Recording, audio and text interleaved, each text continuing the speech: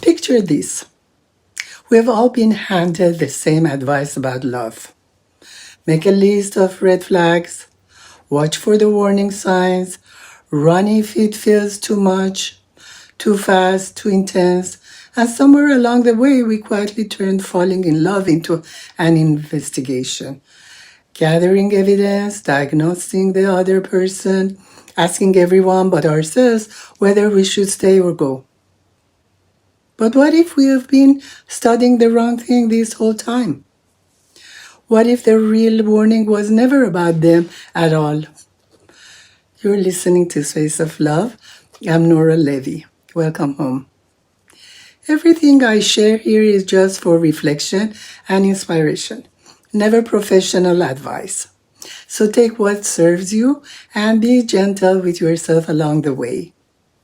Here's something nobody sat us down and explained when we were young. We were taught to spot the bad one, the narcissist, the manipulator, the person with the checklist of flaws. So we walk into our relationships like detectives, scanning, labeling, trying to decide if someone is good or bad. But people are rarely that simple. And that question is this person good or bad? Keep all of our attention pointed outward on them. Meanwhile, the most important information is unfolding somewhere we forgot to look, inside us. So let me hand you a different question. Not who is this person, but who am I becoming when I'm with them? Because real love is supposed to do something specific to you. And we actually have decades of research on what that something is. A psychologist named Arthur Aaron spent his career studying what closeness does to the self, and what he found is genuinely beautiful. He called it self-expansion. When we connect deeply with another person, our sense of who we are doesn't shrink to fit them. It grows. We pick up their interests, see through their eyes, inherit a little of their world. We become bigger than we were alone. Aaron found that a thriving relationship expands you. You end up knowing more, trying more, reaching for more than you would have on your own. Sit with that for a moment. Love is meant to make your world larger, not smaller. Picture the person who, a year into love, has read books they never have touched, wandered into places that were never on their map, woken up part of themselves that needed someone else's belief to come alive. That's self-expansion. That's the fingerprint of love that's actually working. Now here's the second piece, and this is the one that quietly changes everything. A researcher named Brooke Finney studied something she named the dependency paradox. We tend to believe that needing someone makes us weak, clingy, dependent, less. Finney found the opposite.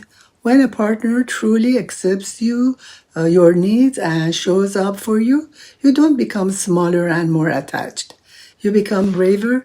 You go out into the world more. You take more risk toward your own goals. A healthy relationship works like a secure base, and the steadier the base, the further you're willing to fly. So put those two truths side by side and look at what we're holding. Healthy love expands you and it frees you. You become more yourself, not less. More curious, more connected to your friends, your work, your own half-forgotten dreams, which bring us finally to intensity. Because we've been warned that intensity is the danger. The fast, the deep, the all-consuming, but intensity all on its own is just energy, and energy isn't good or bad. The real question is what that intensity is doing to your world. Picture two relationships, both intense. In the first, you feel lit up from the inside. You're calling your best friend more, not less. You finally pick up the hobby and abandoned years ago.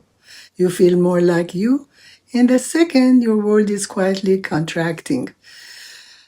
You're seeing your people less. You're editing yourself before you speak. You're slowly losing the thread of who you used to be. Same intensity, completely opposite signal. So here's how I want to place gently in your hands. Intensity isn't the warning sign. Losing yourself is. And notice how freeing that is. You don't have to become anyone's judge. You don't need a label, a checklist, or a single soul's permission. You need one honest question asked on an ordinary day. When I'm in this, am I becoming more myself or less? And this stretches far beyond romance. It's true for friendships, for family, for the job, the group, the place you pour yourself into. Anywhere a connection consistently makes you smaller, that deserves your attention. Anywhere it makes you more alive, more open, more you, that's where to lean all the way in. So let me ask you, before you close, where in your life right now do you feel yourself expanding? And where, if you were being honest, have you been getting a little smaller? Remember when we talked about self-confidence and we said your worth was never up for a vote? This is that same truth, wearing different clothes. When you know who you are, you stop outsourcing the question of whether you're okay, and you start noticing gently and honestly whether the people around you help you stay close to yourself. So this week, there's nothing to decide and nothing to prove. Just notice one question. Ask with kindness again and again. Am I more myself here or less? Next time, we're going one layer deeper into the small, invisible moments where we abandon ourselves without even realizing it. And the quiet, practical way to find your way back home to you won't want to miss it. If something here landed, share it with someone who needs to hear it. And come sit with us again soon. I'm Nora Levy. Stay close. You're always welcome home. And please subscribe. Subscribing is always free. Take care and see you soon. Love you.